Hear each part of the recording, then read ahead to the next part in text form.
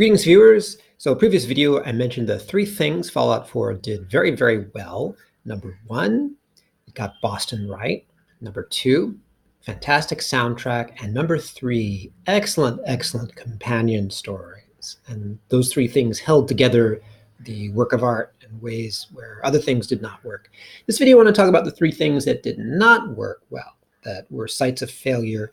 And they're important to realize this isn't to discredit the hard work that Bethesda did, but this is to set the stage and think about what makes a work of art successful or not successful.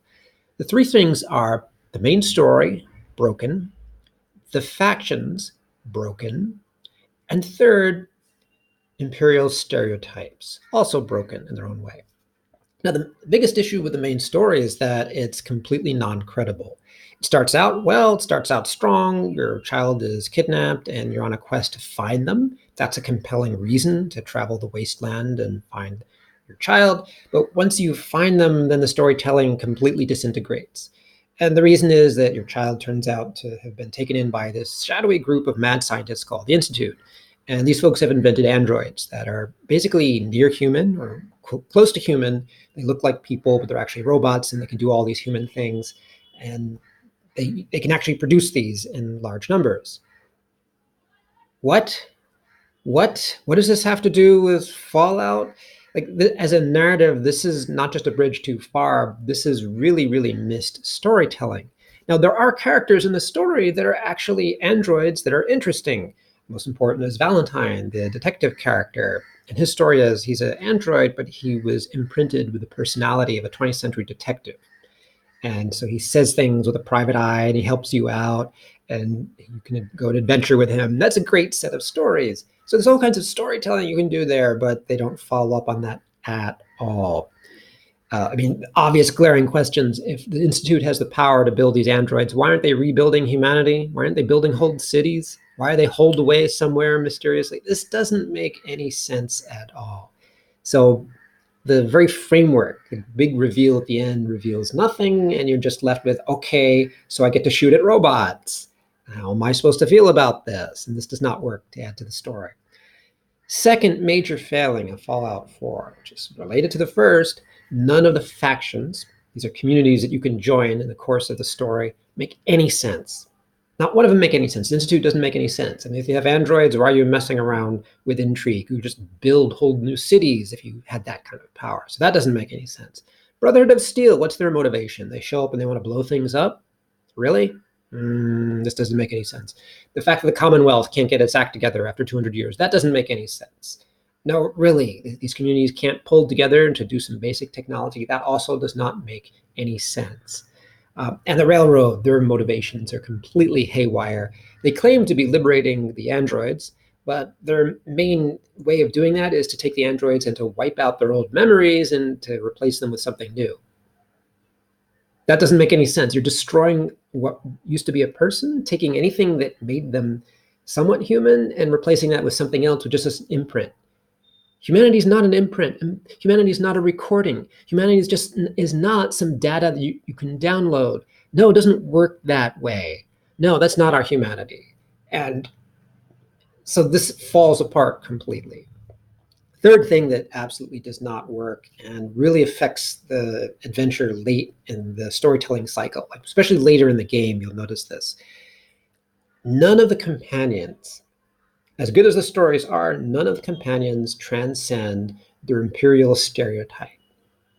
So Valentine, good example. He's the detective, 30s, 40s, the hard-boiled detective from detective fiction. But he's not more than that either. He never really challenges that. Piper, she's the investigative reporter, but she doesn't do any reporting that we know of, just routine basic stuff that, gee, things are messed up and they remain messed up. This is not storytelling. None of the characters really grow that much as a character. Their backstories are interesting and would have been interesting quests in their own right, but that was a huge missed opportunity. All these three problems are actually connected. There is something that ties them all together. And that is if you step back for a second and think about 2015, moment in time before the meltdown of 2016 and the open revanchisms since then. Think of it this way. Fallout 4 gives you a playground of destruction. But what's real about that playground? Like, what in our own society is the equivalent of that? And you'd have to say it's the mindset of the plutocracy. The plutocracy are the 2 billion billionaires. I'm sorry, 2 billion, the 2,000 billionaires who own and operate our world system. 600 Americans, 300 Chinese, 400 European, whatever. But the world system is basically owned and operated by them. They're taking all the money, and us, the 8 billion that work for a living, are not seeing any of that money. And that's the big political fight of today.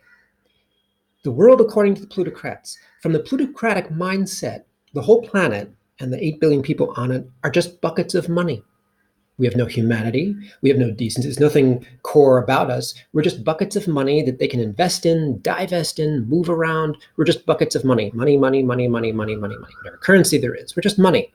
We're just money. When Bloomberg steps up and tries to buy the presidency, what does he do? Well, I'll spend all this money because, yeah, money to them is citizenship. Money is their power.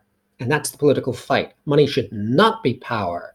We need a politics against money, a politics of people, a politics of the 8 billion that resist the 2,000 billionaires. That's what Fallout 4 does not deliver. It satirizes the rule of the plutocracy, but in the end, it gives us the fantasy of joining them.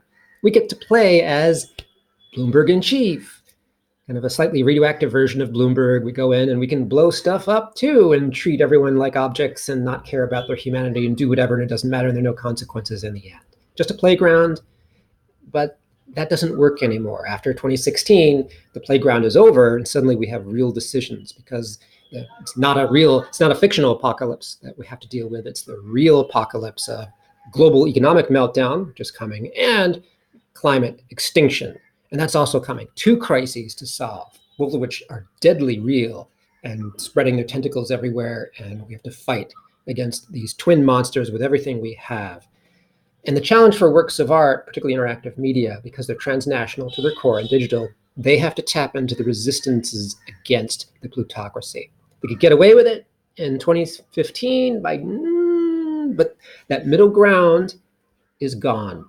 You're either for the billionaires or you're for the 8 billion, and the time has come to choose.